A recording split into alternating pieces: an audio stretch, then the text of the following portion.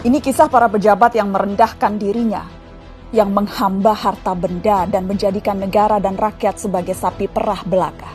Saat kita semua menahan diri untuk melakukan ini dan itu, beberapa politikus dan pejabat kita malah tetap bernafsu untuk nodong sana-sini, ngutil sana-sini. Saat kita semua mencoba bertahan di tengah badai, jungkir balik melanjutkan hidup saat semuanya begitu sulit, para politikus dan pejabat juga tetap berakrobat dengan anggaran. Entah berapa ratus ribu orang yang sudah di PHK, yang usahanya bangkrut, yang penghasilannya merosot. Tapi itu tak mengurangi nafsu para pejabat rakus yang tidak punya harga diri. Menteri Kelautan dan Perikanan bersama beberapa staf khusus dan pejabat kementerian meminta cashback dari setiap benih lobster yang diekspor. Mereka memakai uangnya untuk berbelanja barang-barang mewah persis ketika kebanyakan dari kita sedang mati-matian bertahan memenuhi kebutuhan-kebutuhan pokok. Saat banyak orang kelimpungan mencari ruangan perawatan karena kamar-kamar rumah sakit sudah sesak dengan pasien COVID, Wali Kota Cimahi malah memperjualbelikan izin pembangunan rumah sakit. Dan yang lebih gila lagi, para pejabat Kementerian Sosial berikut dengan menterinya sekaligus malah menodong para vendor dengan uang cashback. Mereka meminta Rp10.000 dari setiap paket bantuan sosial. Paket senilai Rp300.000 untuk meringankan beban hidup rakyat.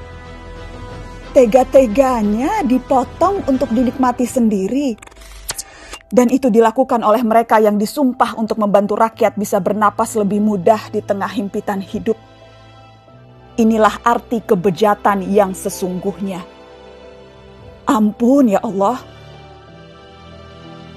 Sejak awal, dana triliunan rupiah yang digelontorkan dalam bentuk bantuan sosial memang rentan diselewengkan. Sudah banyak yang memprediksi potensi ini.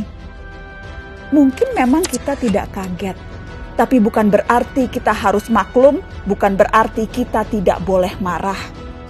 Kasus-kasus korupsi di tengah pandemi membuktikan kompas moral para politikus dan pejabat kita memang sedang berada di titik terendah. Bahkan pandemi yang membunuh banyak orang, menyengsarakan banyak orang, tak membuat para pelaku menahan diri dari hasrat memperkaya diri sendiri.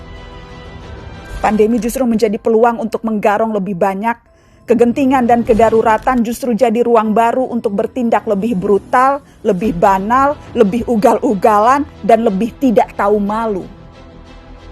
Publik, kita semua justru dibebani pekerjaan tambahan. Selain harus bertahan hidup, kita justru harus lebih teliti mengawasi kebijakan dan penggunaan anggaran. Tambah capek, tambah pegel, tambah frustasi. Tapi pilihannya tidak banyak. Semakin kita apatis, semakin senang mereka menggasak uang negara. Pandemi terbukti melahirkan kebiasaan-kebiasaan baru. Kecuali perilaku para politikus dan pejabat kita.